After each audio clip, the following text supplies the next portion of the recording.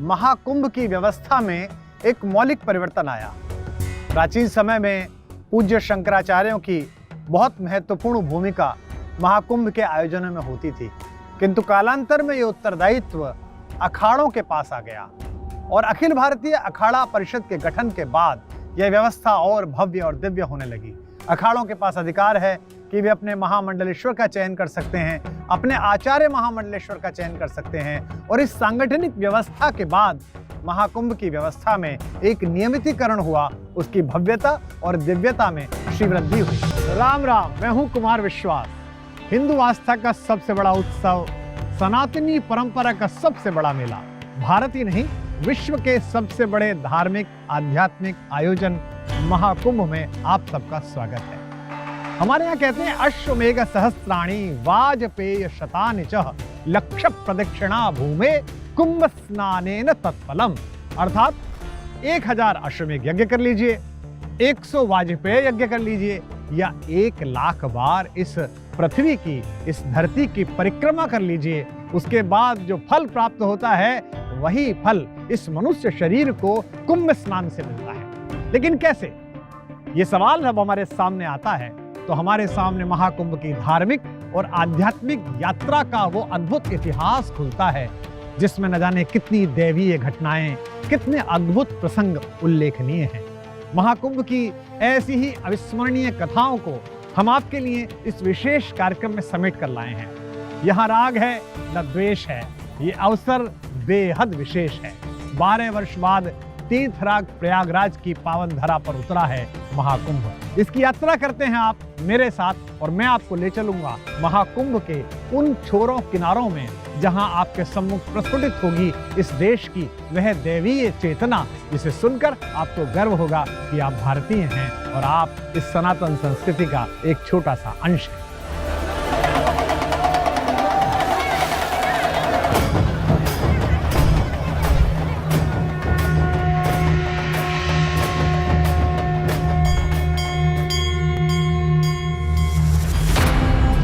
गगन के असंख्य तारों के बीच चमकते सूर्य की तरह है महाकुंभ। एक ऐसा महापर्व जहां श्रद्धा का विहंगम स्वरूप दिखाई देता है, जहां समर्पण की सरिता में जन सैलाब उतर जाता है।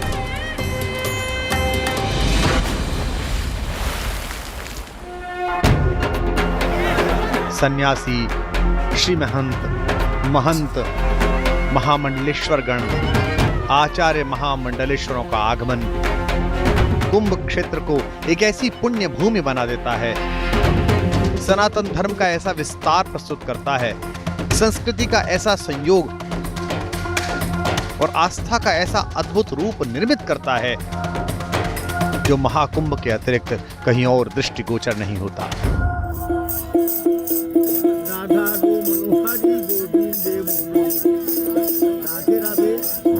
यहाँ मंत्रोच्चार हैं, श्लोक हैं, योग है, संसार से वियोग भी है, आध्यात्म और आस्था में पगी पूरी एक परंपरा का समृद्ध और दुर्लभ क्षण है महाकुंभ।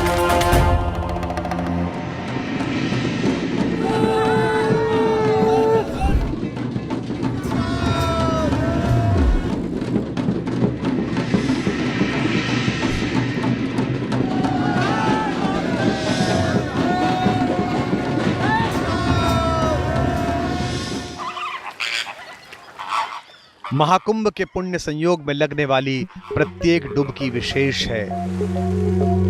यहाँ का हर अर्घ्य, हर पुष्पांजलि, दीपांजलि, यज्ञ और हर आहुति का महत्व है। महाकुंभ की महिमा ऐसी है कि यहाँ सभी तरह के धार्मिक क्रियाकलापों, सारे अनुष्ठानों का फल कई गुना बढ़ जाता है।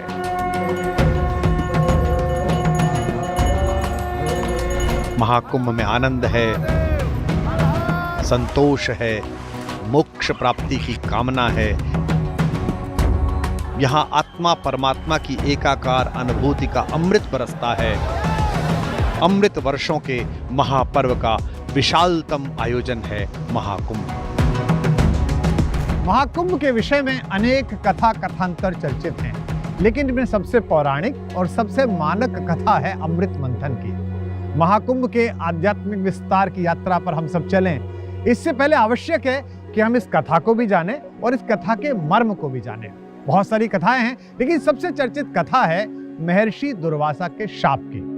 कहते हैं कि महर्षि दुर्वासा के शाप के कारण एक बार देवराज इंद्र सहित सभी देवता और सभी असुर शक्तिहीन हो गए। स्वर्गलोक ऐश्वर्य, धन और वैभव से हीन हो गया। संकट तो विकट था और देवताओं को भी कोई उपाय नहीं सूझा। अंततः सभी हर बार की तरह भगवान विष्णु के पास गए। भगवान विष्णु ने देवताओं से कहा कि आप सभी का ऐश्वर्य और वैभव समुद्र में अर्थात तल में समा गया है, और तल से यह वापस कैसे होगा, इसके लिए मंथन करना पड़ेगा, समुद्र मंथन करना पड़ेगा। उस समुद्र मंथन से निकले अमृत को आप सब ग्रहण करिए ताकि आप सब अमर हो जाएं। लेकिन यह कार्य दुष्कर था, इतना आसान नहीं था। समुद्र मंथन से अमृत निकालना एक विकट लक्ष्य था। भगवान विष्णु ने इसके लिए दानवों से सहयोग लेने के लिए कहा। भगवान विष्णु के निर्देश पर देवताओं ने असुरों के साथ समुद्र मंथन की योजना बनाई। देवताओं का प्रस्ताव सुनकर असुरों के राजा बलि समुद्र मंथन के लिए प्रस्तुत भी हो गए। इसके बाद वासुकी नाग की मतनी बनाई गई और मंदराचल पर्वत की सहायता से समुद्र मंथन प्रारंभ हो गया। समुद्र मंथन में कुल 14 रत्न निकले। हलाहल विष, कामधेनु गाय, उच्चैश्रवा घोड़ा, ऐरावत हाथी, कौस्तुभ मणि, कल्प वृक्ष, अप्सरा रंभा, माता श्री लक्ष्मी, वारुणी, चंद्रमा, पांचजन्य शंख, पारिजात वृक्ष, शारंग धनुष और अमृत कलश। तो कथा के क्रम में यह सूचना आती है कि भगवान धन्वंतरी जब अमृत कलश लेकर प्रकट हुए तो देवताओं और असुरों के बीच उसे प्राप्त करने की संघर्षशील योजना बनी, जिसमें असुरों ने बड़ी छीना झपटी की, जो कि उनका स्वभाव है। इसी स्वभावगत झगड़े में अमृत कलश से कुछ बूंदें छिटक कर इस पृथ्वी के भाग्य में आईं। जिन 4 पुण्य नगरियों में जाकर ये अमृत कलश की अमृत बूंदें पड़ी, उन 4 नगरों में महाकुंभ का आयोजन होता है। ये नगरी हैं माया अर्थात हरिद्वार, उज्जैनी क्षिप्रा के तट पर, गोदावरी के तट पर नासिक और तीर्थराज प्रयाग। प्रत्येक 12 वर्ष की आवृत्ति में इनमें से एक नगर में महाकुंभ का महापर्व जुड़ता है और हम कहते हैं पुण्य फलें महाकुंभ चले। कुंभ के ज्योतिषीय योग का वर्णन वराह पुराण, नारद पुराण, शिव पुराण और ब्रह्म पुराण में विस्तार से मिलता है। ज्योतिषीय गणना के अनुसार 4 तीर्थ स्थलों पर कुंभ का आयोजन अलग अलग ग्रहों के संयोग के आधार पर होता है। प्रयागराज महाकुंभ का आयोजन भी इसी दुर्लभ ज्योतिषीय योग पर हो रहा है। मेष राशि गते जीवे मकरे चंद्र भास्करौ अमावस्या तदा योगः कुंभख्यस्य तीर्थ नायके।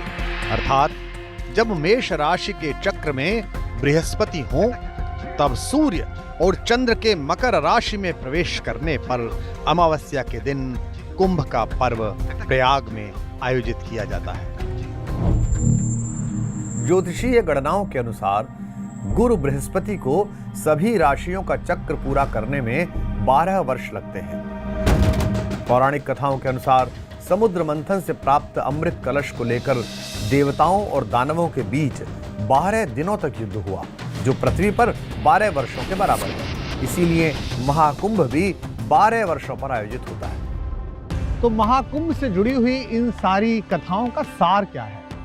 सार यही है कि सनातन की यह यात्रा जो प्रश्नों के निराकरण के लिए बनी है, जिसका सौंदर्य ही यह है कि प्रकृति में, चेतना में, आध्यात्मिक जीवन में जितने भी प्रकार के प्रश्न हों, उनका उत्तर देने के लिए संतों की परंपरा सदैव उत्सुक है। वो आपका स्वागत करती है और इस प्रश्न को परिशोधन मानती है, इसका चिरंजीवी शाश्वत तत्व मानती है। यही एक तत्व सनातन धर्म को विश्व में अनोखा बनाता है। लेकिन सनातन धर्म की ये यात्रा उस महनीय भगवत व्यक्तित्व के बिना अपूर्ण है जिसने दक्षिण से यात्रा शुरू की, केदारनाथ में परम विश्राम लिया और जिनकी तपस्या, जिनकी उद्भूत प्रतिभा, जिनके एकाग्र चिंतन और जिनकी चिरंतन शाश्वत वाणी के कारण आज भी सनातन धर्म अपना उद्दीपन अनुभव करता है।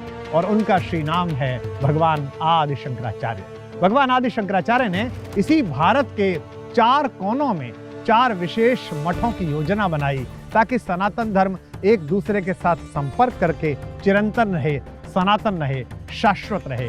इन्हीं 4 मठों में 4 अखाड़ों का उदय हुआ जिनके कंधों पर भार सौंपा गया इन महाकुंभों और सनातन धर्म की इस परंपरा के परिशोधन का, इसके परिरक्षण का और इसे शाश्वत, उद्दीप्त, जागृत, प्रवहमान और चिरंतन रखने का। ब्रह्म सत्यम जगन मिथ्या जीवो ब्रह्मैव नापरः अनेन वेद्यम सच्छास्त्रमिति वेदांत ढिंडिमः। शंकर कहते हैं ब्रह्म सत्य है, ब्रह्मांड मिथ्या है, जीव ही ब्रह्म है और भिन्न नहीं है। इसे सही शास्त्र के रूप में समझा जाना चाहिए। यह वेदांत द्वारा घोषित किया गया है। अद्वैत के इस जयघोष के साथ ही आदि शंकराचार्य ने पूरे भारत में सनातन धर्म की ध्वजा को फहरा दिया। ऐसा भारत जो अखंड है, जिसकी एकता सनातन के सूत्र में बंधी है, जहां ब्रह्म ही सत्य है। ब्रह्म सत्यम जगन मिथ्या जीवो ब्रहेव नापरा।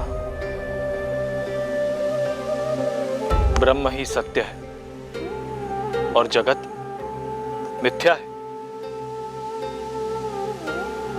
जीव ही ब्रह्म है और जीव और ब्रह्म में कोई भेद नहीं।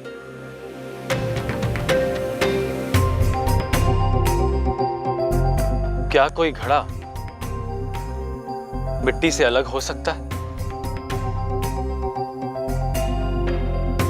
ये जगत भी इस मिट्टी के घड़े की तरह है।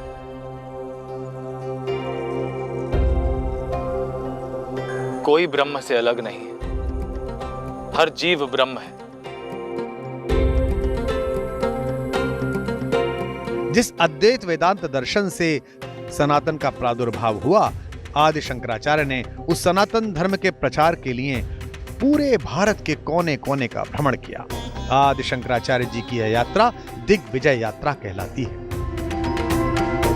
इस यात्रा का प्रारंभ रामेश्वरम से हुआ। उत्तर में अलग अलग स्थानों से होते हुए यह यात्रा कश्मीर तक पहुंची। यहां शारदा पीठ में भगवान शंकराचार्य जी ने शास्त्रार्थ किया। पूर्व में वो बंगाल और असम तक गए। वहीं पश्चिम में तक्षशिला यानी आज के रावलपिंडी तक पहुंचे, जहां उन्होंने बौद्ध मत के दार्शनिकों से शास्त्रार्थ किया। आदि शंकराचार्य ने लगभग 84 संप्रदायों के आचार्यों से शास्त्रार्थ किया।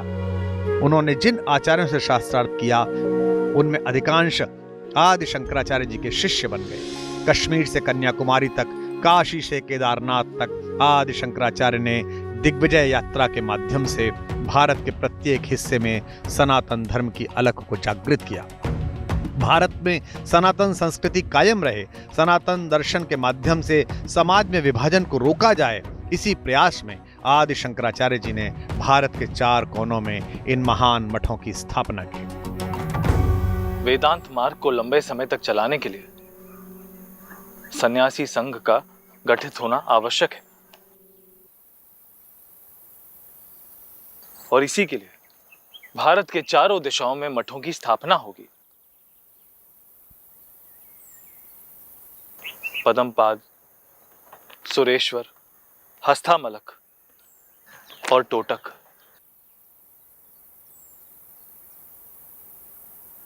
मेरे 4 प्रमुख शिष्य ही महाधीश होंगे और शेष अन्य शिष्य उनके सहायक होंगे। द्वारिका धाम में शारदा मठ, पुरी में गोवर्धन मठ, जोशी मठ में ज्योतिर्मठ और रामेश्वरम में श्रृंगेरी।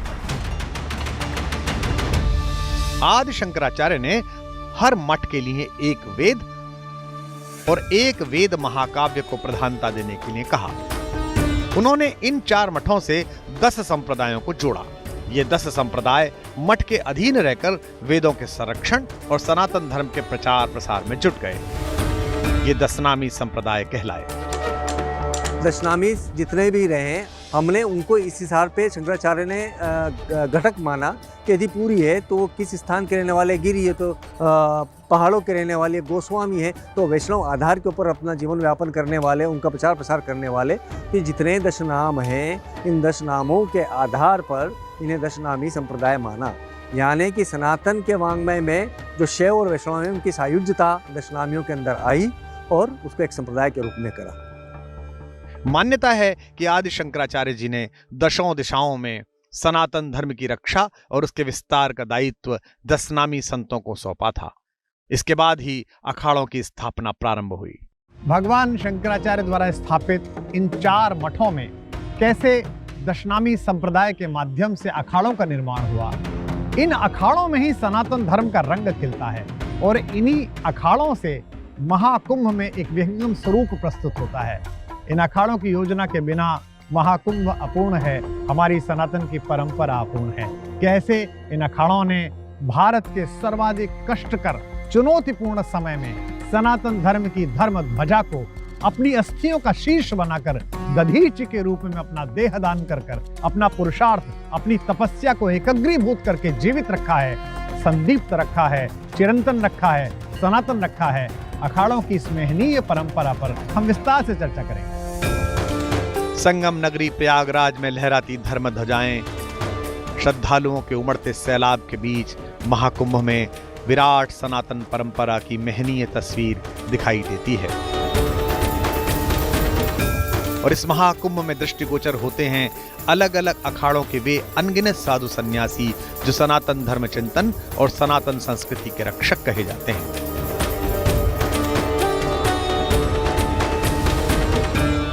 सन्यासी हो या सैनिक हो, ये जितने हमारे सैनिक हैं, जितने हमारे सन्यासी हैं, ये एक सैन्य व्यवस्था के तहत निर्धारित है। इनके एक हाथ में शास्त्र है, दूसरे हाथ में शस्त्र है। मतलब स्पष्ट है कि हमारे की वैदिक परंपराओं को, हमारे के सनातन परिवेश को प्रत्येक स्तर पर प्रसारित करते रहे, ज्ञानार्जन भी करते रहे और ज्ञान का प्रशिक्षण भी देते रहे। साथ में जब तक राष्ट्र के ऊपर कोई आक्रांताओं का आक्रमण होता है या सनातन का विघटन की कोई साजिश रखता है तो ऐसे समय पे उनके हाथ का शस्त्र भी कारगर आता है। अब सनातन धर्म के रक्षक जो है हमारे आज से नहीं, ये अनंत आदि काल से ही चलता आ रहा है। गुरु शंकराचार्य गुरु जी ने ऐसी बटालियन फौज तैयार किया जो हम लोग नागा कमांडर भी कह देते हैं, नागा बाबा भी कह देते हैं। तो हम लोग जो है सच्चे दिल से भजन करते हैं और जो है देश के रक्षा के लिए हम लोग जो भी सेवा होता है हम करते हैं। सनातन धर्म में अखाड़ों का योगदान कितना महत्वपूर्ण है, महाकुंभ में इन अखाड़ों का जुटना क्यों आवश्यक है, अलग अलग अखाड़ों के नियम कानून क्या है, महाकुंभ के महाआयोजन में जुटे इन अखाड़ों को देखकर इन प्रश्नों का उत्तर सहज ही आपको प्राप्त होने लगता है। भारत एक देश मात्र नहीं अपितु एक विचार है। सनातन केवल एक धर्म नहीं अपितु एक विस्तार है। और सनातन धर्म के इसी विस्तार का प्रभाव है कि बैरम खां जैसे योद्धा के पुत्र कवि अब्दुल रहीम खान खाना ने जब इसी माँ गंगा की स्तुति की तो उन्होंने अपनी धार्मिक परंपराओं के विपरीत माता से ये वर मांगा कि हे माँ, जब तू मेरे इस शरीर के अंश का वितरण करे तो तू मुझे विष्णु का लोक न देकर शिव का लोक देना, ताकि हे माँ गंगा तू चरणों की अपेक्षा मेरे शीश पर विराजमान रहे। अच्युत चरण तरंगिणी शंकर मौल मालिती माले, मम तन वितरण समय हरता देय नमे हरिता। यह कहने वाले रहीम की गंगा, छोटे ठाकुर भगवान कृष्ण की लीलाओं से गूंजती हुई यमुना और मेरे आपके संवाद का माध्यम बनी माता सरस्वती के इस पवित्र संगम पर आयोजित यह महाकुंभ अपने आप में विस्तार है वेदांत का, अपने आप में दर्शन है सांख्य का, अद्वैत की उस अवधारणा का जिसे एक ऐसे युग पुरुष ने, एक ऐसे भगवत व्यक्तित्व ने गुंजायमान किया जिनके कारण सनातन की पताका विश्व में ऊंची लहरती है। आद्य शंकराचार्य की उपस्थिति मात्र से यह कुंभ उनकी आभा से गूंज उठता है। उन्हीं के द्वारा स्थापित दशनामी संप्रदाय और इन्हीं अखाड़ों के महत्व से कुंभ की गाथा चलती है।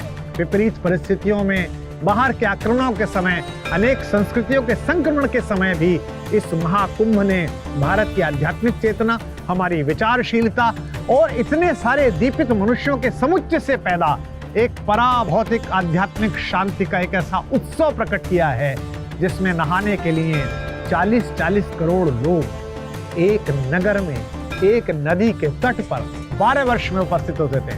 विश्व में कहीं उदाहरण नहीं है इस उपस्थिति का, इस प्रकार के संगम का। तो संगम के इसी तट पर दशनामी संप्रदाय के बारे में विस्तार से चर्चा करेंगे, अखाड़ों की भूमिकाओं पर चर्चा करेंगे और इन 4 मठों के वेद और वेद वाक्यों से संचालित होने वाली परंपराओं पर भी आपसे संवाद करेंगे।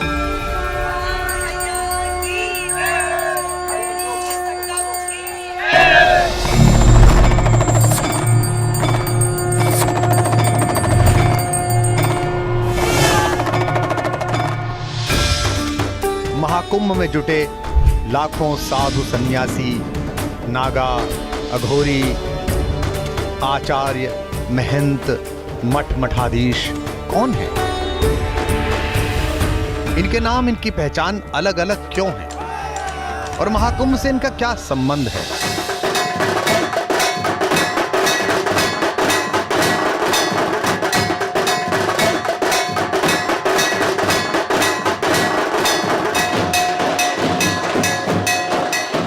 इस प्रश्न से दशनामी संप्रदाय और अखाड़ों का वो पौराणिक इतिहास सामने आ जाता है जिनकी हर कड़ी पूज्य आदि शंकराचार्य से जुड़ती है। आदि शंकराचार्य जी ने ही 4 मठों से 10 संप्रदायों को जोड़कर सनातन धर्म की रक्षा की अद्भुत व्यूह रचना की। ये 10 संप्रदाय हैं वन, अरण्य, सरस्वती, भारती, पुरी, तीर्थ, आश्रम, गिरि, पर्वत और सागर। 4 कुंभ का और 4 मठों का ये तो एक तात्पर्य है। देखिए, प्राकृतिक आधार पर आप देखेंगे वो 4 मठों की संकल्पना जो थी वो इन 4 स्थानों के आधार पर भी हुई थी, क्योंकि जब अमृत मंथन के पश्चात कलश ले जाते समय जहाँ जहाँ पर अमृत कलश हल्का है वहाँ पर कुंभ का है, तीसरी जगह सिंहस्थ का है और इन सभी जगहों के अधीन, इन सभी जगहों को इनके भौगोलिक परिवेश के आधार पर एक एक मठ के अधीन भारत को माना गया। तो 4 कोनों के 4 मठ जो है सनातन वाङ्मय के एक 4 स्तंभ है जिनको आदि गुरु शंकराचार्य ने स्थापित किया है। दशनामी में तीर्थ और आश्रम पद के सन्यासी शारदा मठ से संबद्ध किए गए हैं, जबकि गोवर्धन मठ से वन और अरण्य को जोड़ा गया है। श्रृंगेरी मठ से सरस्वती, पुरी और भारतीय संप्रदाय संबद्ध है। वहीं ज्योतिर्मठ से गिरि, पर्वत और सागर संप्रदाय के सन्यासी जुड़े हुए हैं। दशनामी संप्रदाय से जुड़े सन्यासी संयमित जीवन जीते हैं। भिक्षाटन, ईश्वर का ध्यान और साधना उनकी दिनचर्या का हिस्सा है।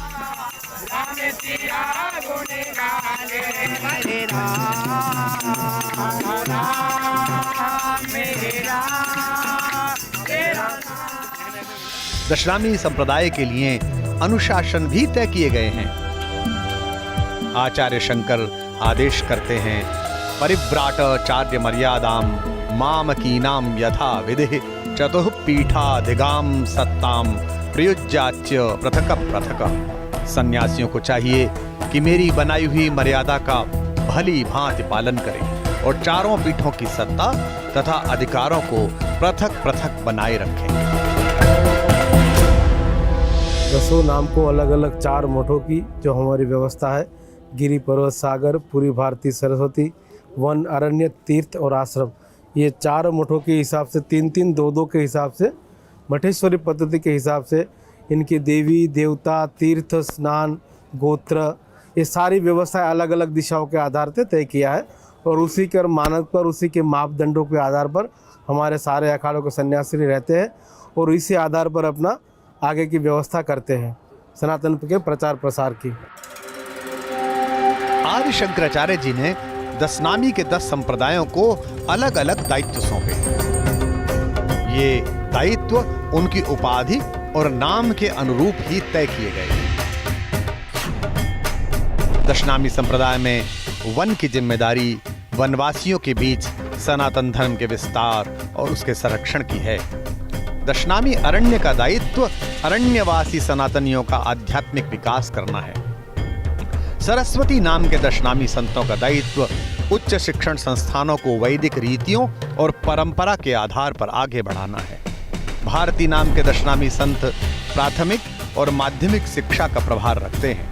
पुरी नाम के दशनामी संतों की यह जिम्मेदारी है कि जगत की सप्तपुरी सूक्ष्म और कारण शरीर की 8 आध्यात्मिक पुरियों के उत्थान की व्यवस्था करें।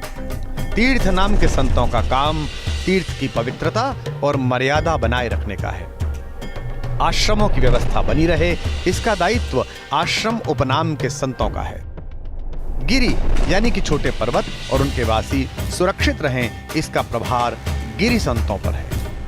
बड़े बड़े पर्वत सुरक्षित रहें, पर्वतों से आच्छादित देश की सीमाएं सुरक्षित रखने की जिम्मेदारी पर्वत नाम के दशनामियों पर है। सागर सुरक्षित रहें और सागर से जुड़ी देश की सीमा सुरक्षित रहे, सागर संपत्ति सुरक्षित रहे, इसका ध्यान सागर संतों को रखना होगा। जैसे चारों दिशाओं के मठ है, पूर्व पश्चिम उत्तर दक्षिण, तो उसी हिसाब से पूर्व में जो है ना 5-6 राज्य आते हैं, दक्षिण में भी 6-7 राज्य आते हैं, पश्चिम में भी ऐसे राज्यों के हिसाब से उनका क्षेत्र अधिपति तो भूखंड तक जाएगा जहाँ तक उनकी सीमाएं हैं, और उसी सीमा के अंदर धर्म का प्रचार प्रसार यज्ञ इत्यादि जो भी ऐसा सनातन का कोई भी बड़ा कार्य हो, उसी आधार पर जो जिस क्षेत्र के जो हमारे मंडल बने हुए हैं आपस में, ऐसे अलग अलग प्रांतों के संतों की एक समूह बनी हुई है जो अखाड़ों के अंडर में नीचे काम करती मंडल। जिनकी हड्डी पर धर्म ध्वजा लहराती है। महाकवि दिनकर ने यह पंक्ति उन अज्ञात साधकों के लिए लिखी थी जो देश और धर्म की रक्षार्थ कड़े अनुशासन के साथ साधनारत रहते हैं। कुंभ की इस कथा में एक प्रसंग यह भी है कि कड़े अनुशासन का पालन करने वाले दशनामी संप्रदाय के सन्यासियों का एक हिस्सा कालांतर में नागा साधुओं में परिवर्तित हुआ। ऐसे सन्यासी जो आकाश को अपना वस्त्र मानते हैं, दिशाएं ही जिनका अंबर हैं, शरीर पर भभूत मला करते हैं, हमेशा दिगंबर स्वरूप में विराजमान रहते हैं, योद्धाओं की तरह एक हथियार अपने पास रखते हैं और माना जाता है कि आगे चलकर दशनामी सन्यासियों के अलग अलग जो समूह बने उन्हें अखंड कहा गया और अखंड शब्द के ही तद्भव अस्तित्व से अखाड़ा शब्द प्रचलन में आया। इन अखाड़ों की स्थापना का उद्देश्य था सनातन की परंपरा का संवर्धन, सनातन धर्म की परंपराओं की रक्षा और विधर्मियों के आक्रमण के समय भारत के संपूर्ण तीर्थ स्थानों की मान मर्यादा की सुरक्षा, जिसमें वो अनंत काल से प्रहरी की भांति निष्काम भाव से रत हैं। हम अखाड़ों की उस पूरी परंपरा को अपने समस्त आदर व श्रद्धा के साथ सादर प्रणाम करते हैं। सनातन धर्म के संरक्षण के लिए अखाड़े के रूप में जो पहला आवाहन हुआ उसे आवाहन अखाड़ा नाम दिया गया। क्योंकि यह नई परंपरा का श्री गणेश था, इसलिए इस अखाड़े के इष्ट देव भगवान श्री गणेश को बनाया गया। कालांतर में इन अखाड़ों की संख्या बढ़ती गई और 13 अखाड़ों की स्थापना हुई। इनमें 6 सन्यासी परंपरा के अखाड़े, आवाहन अखाड़ा, अटल अखाड़ा, आनंद अखाड़ा, जूना अखाड़ा, निरंजनी अखाड़ा और महानिर्वाणी अखाड़ा। इनमें सबसे ज्यादा नागा संत जूना अखाड़ा में है। सन्यासियों के 7 अखाड़े हैं जिनको शैव्य अखाड़े बोला जाता है। उनमें 7 अखाड़ों में दशनामी सन्यासी रहते हैं। उनकी अपनी एक परंपरा है सभी अखाड़ों की। सभी अखाड़ों का जब निर्माण हुआ तो सब ने युद्ध लड़ाए नागा सन्यासियों ने। तो नागा सन्यासियों की जो सेना गठित की आदिगुरु शंकराचार्य जी ने, वो इसीलिए की कि पहले हमारे जो महात्मा होते थे वो शास्त्रों का अध्ययन करते थे। तो जो शास्त्र का अध्ययन करता है वो किसी से लड़ नहीं सकता। 7 की 7 अखाड़ों के नागा सन्यासी और सन्यासी बनाने की जो प्रक्रिया है, विजय हवन एक शब्द है, परंतु मंत्र सबके अलग हैं, प्रक्रियाएं सबकी अलग हैं, आचार्य सबके अलग हैं। तो सन्यास देने की जो परंपरा है हमारे यहाँ वो बहुत महत्वपूर्ण है। अखाड़ों के क्रम में एक अखाड़ा अग्नि अखाड़ा भी है, जिसे ब्रह्मचारी अखाड़ा भी कहा जाता है। यह एकमात्र अखाड़ा है जिसमें नागा संत नहीं होते। कुंभ की परंपरा में अग्नि अखाड़े को ब्रह्मचारी अखाड़े के नाम से जाना जाता है। महाकुंभ के आयोजन के बीच ब्रह्मचारी संतों की परंपरा, उनकी उपस्थिति अलग दिव्य पहचान बनाती है। ब्रह्मचारी अखाड़े के संत शीश पर शिखा यानी कि चोटी रखते हैं, उपवीत अर्थात जनेऊ धारण करते हैं। शिखा और सूत्र को धारण करना ब्रह्मचारियों को अन्य सन्यासियों से भिन्न बनाता है। इसके साथ ही अग्नि अखाड़े में नागा संतों के सम्मिलित होने की व्यवस्था नहीं है, जबकि सन्यासी अखाड़ों में नागा परंपरा है। विशेष बात यह है कि सन्यासी परंपरा के 6 अखाड़ों में सन्यासी शिखा और सूत्र धारण ही नहीं करते। कुल 13 अखाड़ों में 3 अखाड़े वैष्णव परंपरा से आते हैं। वैष्णव अखाड़ों के साधु संत भगवान विष्णु और उनके अवतारों के उपासक होते हैं। ये 3 अखाड़े हैं निर्वाणी अनि अखाड़ा, निर्मोही अनि अखाड़ा और दिगंबर अनि अखाड़ा। जो अपने सिद्धांतों पर अडिग रहे और दूसरों को भी सिद्धांतों से हिलने न दे, जो इस प्रयत्न में क्रियाशील हो, वो अखाड़े हैं। तीनों अखाड़ों के नाम हमारी सनातन संस्कृति वैदिक मर्यादा को प्रतिपादित करते हैं। जैसे कि दिगंबर, दिगंबर का अर्थ है जिसको शारीरिक सौंदर्यता का मोह ना हो, वस्त्रों तक भी जिनका मोह ना हो, दिशाएं ही हो जिनकी अंबर, उसे कहते हैं दिगंबर। निर्मोही, निर्मोही का मतलब यह है कि जिसको सांसारिकता से मोह खत्म जिसने कर दिया हो, क्योंकि जब तक हमें व्यक्तिगत परिवार से लगाव होगा तब तक हम निरपेक्ष भाव से हम समाज की सेवा नहीं कर सकते। और दूसरा है निर्वाणी। निर्वाणी का अर्थ यह है कि दिगंबर साधना हुई, निर्मोही इसकी और ऊंची साधना हुई, और उसके बाद में निर्वाण का मतलब मोक्ष पद की प्राप्ति। सनातन संस्कृति के वाहकों में 2 अखाड़े उदासीन परंपरा से भी हैं। उदासीन का अर्थ है ब्रह्मा में आसीन यानी समाधिस्थ होना। इस परंपरा के 2 अखाड़े हैं, बड़ा उदासीन अखाड़ा और उदासीन अखाड़ा। जगत में रहते हुए जगत के व्यवहारों को करते हुए इसमें लिप्त न होना, तटस्थ भाव से जीवन जीना, उसको हम लोग उदासीन परंपरा कहते हैं। जो ब्रह्म का चिंतन करते हैं, जो ब्रह्म को जानने का, ब्रह्म को जानेंगे कब? जब अपने अंतर की यात्रा करेंगे, अपने आत्म स्वरूप को जान लेना, यही जो है ब्रह्म तक पहुंचने का एक मार्ग है।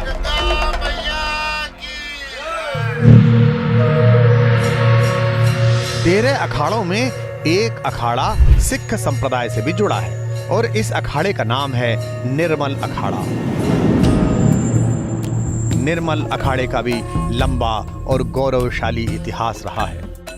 निर्मल परंपरा ये है कि हम श्री गुरु ग्रंथ साहब जी का हमारे यहाँ प्रकाश होता है और हमारा इष्ट देव भी श्री गुरु ग्रंथ साहब है। और हमारे निर्मल इसलिए हैं कि हमारे यहाँ कोई भी नशा हम आने नहीं देते अंदर। हमारे यहाँ बिल्कुल वर्जित है, नशों के बिल्कुल हम खिलाफ हैं। और पूजा पाठ में हम विश्वास करते हैं और बाह्य आडंबर में हम विश्वास नहीं करते। महाकुंभ के दौरान अखाड़ों की गौरवशाली परंपरा की झलक स्पष्ट दिखाई देती है। महाकुंभ के दौरान अखाड़ों के सबसे बड़ा पद यानी आचार्य महामंडलेश्वर स्वयं वहां उपलब्ध होते हैं। महामंडलेश्वर के निर्देशन में ही अखाड़े का संचालन होता है। आचार्य महामंडलेश्वर के बाद महामंडलेश्वर का पद होता है। महामंडलेश्वर मठ के संचालन और महाकुंभ के आयोजन में अपनी महत्वपूर्ण भूमिका निभाते हैं। प्रयागराज महाकुंभ के आयोजन में इनकी महती भूमिका स्पष्ट देखी जा सकती है। जब कुंभ होता है तो सभी अखाड़ा यहाँ उपस्थित होते हैं। सभी अखाड़ा यहाँ अखाड़ों का अखाड़ा बनता है और अपने अपने सभी जितने भी भारत में साधु संत हैं वो किसी न किसी अखाड़े से जुड़े होते हैं। साथ में 13 जो अखाड़े होते हैं वो उनके लिए सरकार भी कुंभ के लिए भारी व्यवस्थाएं करती हैं और सारे संत वहाँ उपस्थित होते हैं, अखाड़ा उपस्थित होते हैं। उनके बगैर अधूरा है मेला, कुंभ अधूरा है। उसमें आपको अच्छे बुरे और योगी बहुत तरह के संत, बहुत तरह के ऋषि, बहुत तरह के साधक आपको देखने को मिलेंगे। उनका प्रभाव इतना बढ़ जाता है कि वहाँ की आभा, वहाँ की चमक एकदम बदल जाती है। वो एक नई दुनिया सा लगता है, जैसे लगता है साक्षात परमात्मा स्वयं वहाँ उतर आया। जाड़े पाले में, हिमालय की कंदराओं में, रेगिस्तान में घूमते हुए इन संतों की परंपरा को देखकर ऐसा लगता है कि ये सब स्वतंत्र अस्तित्व के साथ धर्म के रक्षार्थ भ्रमण कर रहे हैं। लेकिन अगर अखाड़ों की परंपरा में आप जाएं तो आपको आश्चर्य होगा कि इनका संचालन एक बहुत ही बेहतरीन संगठन कौशल के साथ होता है। अखाड़े के संत सन्यासियों की भूमिका उनकी जिम्मेदारी के अनुसार तय होती है और उसी प्रकार तय होता है उनका पद। जैसे अष्टकौशल महंत, ये रमता पंच की श्रेणी में आते हैं, यानी कि ये देश भर में भ्रमण करते हैं और इन्हें अपने अपने अखाड़ों में औचक निरीक्षण और व्यवस्था को दुरुस्त रखने का अधिकार प्राप्त होता है। अखाड़ों में कारोबारी, कोठारी और कोतवाल का पद भी अद्भुत रूप से महत्व रखता है। इनकी जिम्मेदारी है कि अखाड़े की दैनंदिन व्यवस्थाओं को बनाए रखें। कोठारी अखाड़े में धर्मप्राण लोगों द्वारा दिए गए धन से आए हुए भंडार को ठीक प्रकार से व्यवस्थित रखते हैं और कोतवाल अखाड़े के बड़े संतों के अंगरक्षक या उनकी सार्वजनिक जीवन में सुरक्षा की भूमिका निभाते हैं। महाकुंभ में अखाड़ों की इन संगठनात्मक व्यवस्थाओं के बहुत ही स्पष्ट दर्शन होते हैं। अगर आपको ये सब व्यवस्था देखनी है तो आपको महाकुंभ में आना होगा और उसकी चेतना के साथ अगर आप एकाकार कर पाए तो महाकुंभ की भव्यता के साथ साथ उसकी दिव्यता को अनुभव करना आपके जीवन के सर्वश्रेष्ठ सौभाग्यों में सम्मिलित हो जाएगा। महाकुंभ के भव्य आयोजन की यात्रा भी सदियों पुरानी है। ऐसे कई आख्यान मिलते हैं कि प्रयागराज के महाकुंभ में राजा हर्षवर्धन आया करते थे। महाकुंभ को भव्य, दिव्य और आध्यात्मिक बनाने में उनकी महत्वपूर्ण भूमिका मानी जाती है। 6ठी शताब्दी में भारत आए चीनी यात्री वेइनसांग ने अपने संस्मरण में महाकुंभ में राजा हर्षवर्धन के सम्मिलित होने की चर्चा की है। वेइनसांग ने राजा हर्षवर्धन के अप्रतिम दान का उल्लेख करते हुए लिखा कि वे कुंभ में तब तक दान किया करते थे जब तक कि उनके पास के तमाम साधन और धन समाप्त न हो जाएं। यहाँ तक कि अंत में वे अपने राजसी वस्त्रों का भी दान कर दिया करते थे। जो संगम है वहाँ पर कोई भी चीज़ दान का ही महत्व है। वहाँ से अगर आप एक लोटा जल भी लेते हैं और अगर वहाँ पर दान करके नहीं लेते हैं तो उसका महत्व नहीं है। वो गंगा जल की वो शक्ति, वो पावर, वो परमात्मा के वो आशीर्वाद आपको प्राप्त नहीं होता है, क्योंकि हर्षवर्धन जी यहाँ पर आ करके सब कुछ दान करके जाते थे। इस वजह से एक तरह से देखा जाए तो कुंभ और आजकल दान का ही महत्व है इस युग में, इसलिए दान जो भी करेगा वो मोक्ष की प्राप्ति करेगा। राजा हर्षवर्धन के काल में महाकुंभ को पुनर्जागरण तक कहा गया और इस पुनर्जागरण में अखाड़ों का सबसे महनीय योगदान रहा।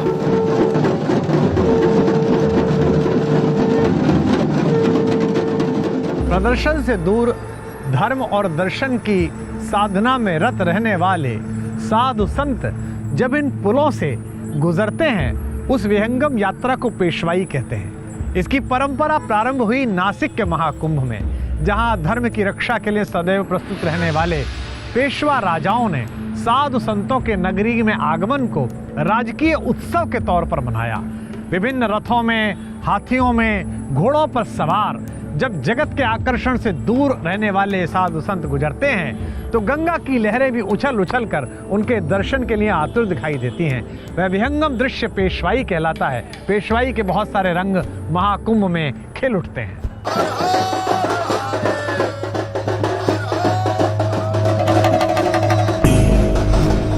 महाकुंभ में शाही स्नान के अवसर पर हर हर महादेव के जय घोष करते नागा संतों के ये समूह प्रत्येक नागरिक को विस्मय से, आनंद से, आध्यात्मिक चेतना से और प्रणाम से भर देते हैं। सनातनी परंपरा का ऐसा अलौकिक दृश्य 12 वर्षों में केवल एक बार देखने को मिलता है।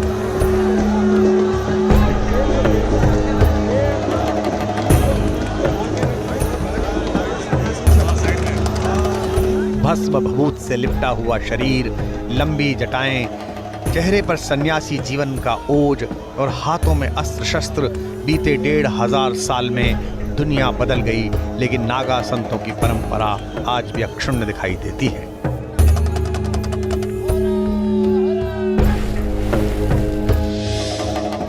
अखाड़ों की परंपरा के अनुसार महाकुंभ में धर्म ध्वजा लेकर पहुंचने वाले नागाओं की 4 श्रेणियां और नाम हैं, और इनके पीछे ही कुंभ की प्राचीन परंपरा है।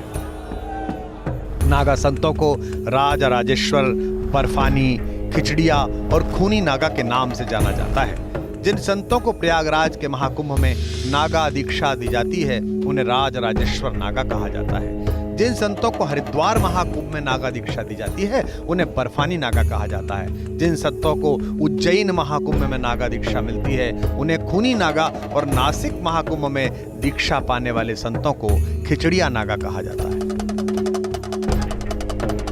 महाकुंभ में नागा परंपरा का सम्मान इसलिए भी ज्यादा है क्योंकि इन्हें सनातन की रक्षा के लिए संघर्षरत योद्धा के रूप में विश्व मानता है। इनके शौर्य ने ही सनातन की पताका किसी भी विधर्मी के शासन में कभी झुकने नहीं दी।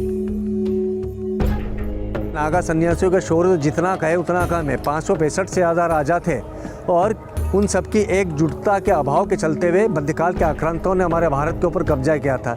ऐसे समय पे नागा साधुओं ने एक क्रांति का ऐलान करा जो कि विश्व के इतिहास के अंदर 1780 की सन्यासी रेबेलियन के रूप में, सन्यासी क्रांति के रूप में स्थापित है। नागा सन्यासी का प्रथम चरण है मुंडन संस्कार। मुंडन संस्कार और पिंडदान, क्योंकि सन्यास गृहस्थ जीवन में पिंडदान मरने के बाद होता है और सन्यास जीवन में पिंडदान जीवित ही हो जाता है। ऐसा माना जाता है कि सन्यास जीवन में आने के बाद वह व्यक्ति मृतक समतुल्य है, नीरस जीवन है उसका, स्वरस नहीं है, उसे नियमानुसार कोई स्वाद की आवश्यकता नहीं। राम राम, स्वागत है आपका इस अंक में जहां हम महाकुंभ की इस विराट आध्यात्मिक यात्रा के प्रसंग पर्व सुना रहे हैं। यह केवल हम सबके पवित्र होने का पर्व नहीं है, यह इस गंगा माता के भी पवित्रतम होने का पर्व है। पृथ्वी पर जब मां ने अपना पदार्पण किया, अच्युत चरण तरंगों की भांति जब वे पृथ्वी पर आईं, तो उन्होंने भगवान विष्णु से पूछा कि पृथ्वी तो कर्म से भरे हुए प्राणियों का निवास स्थान है और मुझ में नहाकर अपने कर्मों को धोते धोते वे तो पुण्य प्राप्त कर जाएंगे, पर मैं उनके पाप कर्मों से मलिन हो जाऊंगी। मेरी इस पुनर्मुक्ति का क्या उपचार है? भगवान विष्णु ने कहा, आप चिंता न करें, जितने भी वर्ष 12 वर्षों तक आप मनुष्य जाति के पाप कर्मों का वहन करेंगी, लेकिन 12 वर्षों बाद आपके तट पर इतने तपस्वी, साधु, संत, ऐसे पूर्ण व्यक्तित्व वहां पर इकट्ठे होंगे जो अपने स्नान से, अपनी ऊर्जा से आपको और अधिक ऊर्जास्वित करेंगे, आपकी पवित्रता में श्री वृद्धि करेंगे। तो ये केवल मनुष्यों नहीं, गंगा की पवित्रता का भी पर्व है। कालांतर में महाकुंभ के स्वरूप में कैसे परिवर्तन होता गया और इतिहास के कालखंड में आने वाली चुनौतियों का स्वागत और सामना इस आध्यात्मिक चेतना के सबसे दिव्य पर्व ने कैसे किया, ये कहानी सुनाएंगे आपको इस अंक में। रहिए हमारे साथ, चलते हैं संगम की यात्रा पर।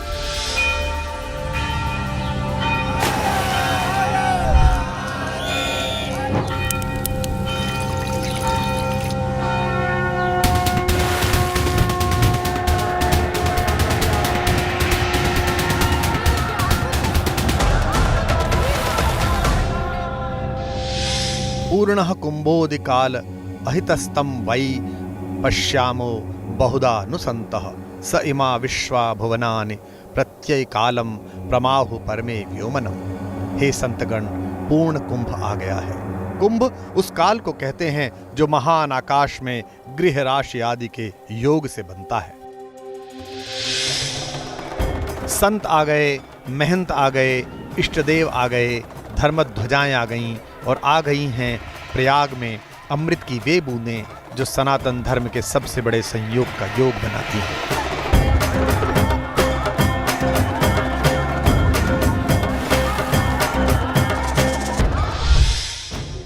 प्रयागराज महाकुंभ की आभा से दीप्तमान हो रहा है। गंगा की लहरें आध्यात्मिक आनंद की अटखेलियों में मग्न हैं।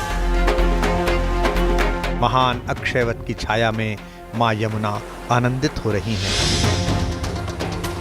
और सरस्वती के जीवंत स्वरूप में संतों के अमृत वचन संतों के आगमन के साथ ही स्पष्ट हो चुके हैं। जगतकर्ता ब्रह्मा की यज्ञस्थली में अनुष्ठान आरंभ हो चुके हैं। सदियों की यात्रा में महाकुंभ ने परिवर्तन के कई दौर देखे, लेकिन महाकुंभ का महान उत्सव न कभी थमा और न ही इससे जुड़ी कोई परंपरा टूटी। प्रयागराज में कुंभ हो रहा है, ये अमृत की प्राप्ति के लिए हो रहा है। हम अमृत स्नान कर रहे हैं। पहले शाही स्नान बोलते थे ना, वास्तविकता तो ये है कि हम अमृत स्नान कर रहे हैं। उसकी एक बूंद इस धरा पर गिरी, वो भी प्रयागराज की धरा पर, और जहाँ पर वो बूंद गिरी वहाँ त्रिवेणी संगम तट है, जहाँ पर हम ऋषि मुनीषी तपस्वी वहाँ जाकर स्नान करते हैं। ये अनादिकाल की परंपरा है। इसी परंपरा में हम यहाँ कल्पवास भी करते हैं। प्रयाग की पावन धरा पर महाकुंभ लगा हुआ है। ऐसे महाकुंभ में कहाँ से देश विदेश से लोग यहाँ पर केवल भारत की संस्कृति और सभ्यता को जानने का, समझने का प्रयास कर रहे हैं। साल 1942 में भारत छोड़ो आंदोलन के दौरान स्वतंत्रता सेनानी अंग्रेजी हुकूमत से लोहा ले रहे थे। दूसरी तरफ द्वितीय विश्व युद्ध की चपेट में पूरा विश्व था। ऐसे कठिन समय में भी प्रयागराज में महाकुंभ का आयोजन हुआ। इस दौरान तत्कालीन वायसराय और भारत के governor general Lord Linlithgow Prayagraj पहुंचे।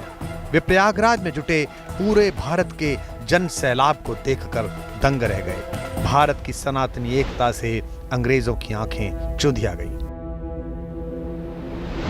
अंग्रेजों ने एक बार कभी इस पर प्रतिबंध लगाया था। मालवीय जी ने इसका विरोध किया और वे खुद इसी बैरिकेटिंग को तोड़ करके गंगा स्नान के लिए हुए थे। नेहरू जी ने भी उनका साथ दिया था। जब पंडित मदन मोहन मालवीय जी के साथ यहाँ के उस समय 1942 में वायसराय आए तो उन्होंने पूछा कि अरे पंडित जी, इतनी भीड़ और ये कैसे, कितना पैसा लगता होगा, कैसे आप लोग करते हैं? तो मुस्कुराए। उन्होंने अपनी जेब से एक पंचांग निकाला। उस समय वो 2 पैसे का होता था और निकाल करके उन्होंने बोला कि कोई पैसा खर्च नहीं हुआ, ये 2 पैसे खर्च हुए। और पंचांग देख करके अपने आप ये सब चल के आते हैं। इस भारतवर्ष पे उस मालिक की यही कृपा है, वो स्वयं उस दिन विराजमान हो जाता है। वो बहुत ही हैरान हुए। साध्य पवित्र हो तो साधन महत्वपूर्ण नहीं रहते। अब तो प्रगति का समय है, सड़कें हैं, हवाई जहाज हैं, सरकारों के प्रयास हैं। लेकिन एक समय वो भी था कि इसी तीर्थराज प्रयागराज के महाकुंभ में बिजली और पक्की सड़क जैसी बुनियादी सुविधाएं होती ही नहीं थी। लेकिन उन दिनों भी कुंभ में लाखों करोड़ों आस्थावानों का हुजूम उमड़ता था। कई लोग तो महीनों की यात्रा करके प्रयागराज पहुंचते थे। अंधेरा होते ही पूरा कुंभ क्षेत्र दियों से, मशालों से और लालटेनों की रोशनी से झिलमिला उठता था। ऐसा लगता था कि सैकड़ों दीपोत्सव इस संगम के तट पर इकट्ठे हो गए हैं। भजनों, कीर्तनों और मंत्रों की गूंज के बीच यह महाकुंभ भक्ति और आध्यात्मिक आनंद से सरोबार हो जाता था।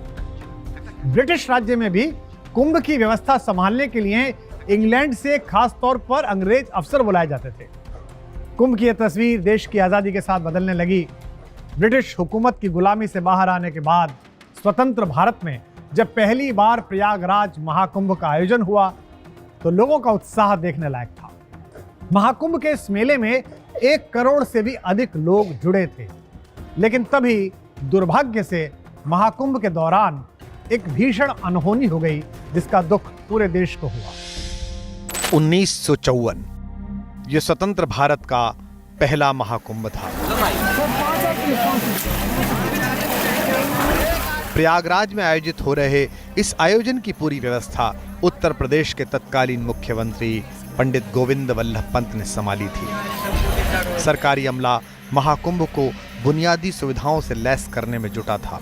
खुद देश के पहले राष्ट्रपति राजेंद्र प्रसाद जी महाकुंभ में सम्मिलित होने के लिए प्रयागराज पहुंच चुके थे। लेकिन महाकुंभ के दौरान ही एक रोज बड़ी अनहोनी हो गई। वह तिथि मौनी अमावस्या की थी। उस दिन महाकुंभ के स्नान के लिए प्रयागराज में लाखों लोग जुटे थे। भारत के प्रथम प्रधानमंत्री पंडित जवाहरलाल नेहरू ने भी मौनी अमावस्या के दिन संगम तट पर स्नान किया। लेकिन इसी बीच गंगा तट पर एक हाथी के भड़कने से बड़ी भगदड़ मच गई। हालात नियंत्रण से बाहर हो गए और भगदड़ में 500 से अधिक लोगों ने अपनी जान गंवा दी। उस समय की कई मीडिया रिपोर्ट में यह आंकड़ा 800 तक बताया गया। उस समय के जो प्रधानमंत्री थे नेहरू जी, जब वो यहाँ आए और उस समय हाथी घोड़े भी जाते थे अंदर और कोई साधन था नहीं, तो जब लोगों को पता लगा कि प्रधानमंत्री भी यहाँ आए हैं तो लोग भागे। और उस समय जो हाथी थे, जो उस समय वहाँ घोड़े थे, वो बिद के और एक दूसरे के ऊपर उस समय बहुत सी जानें गई।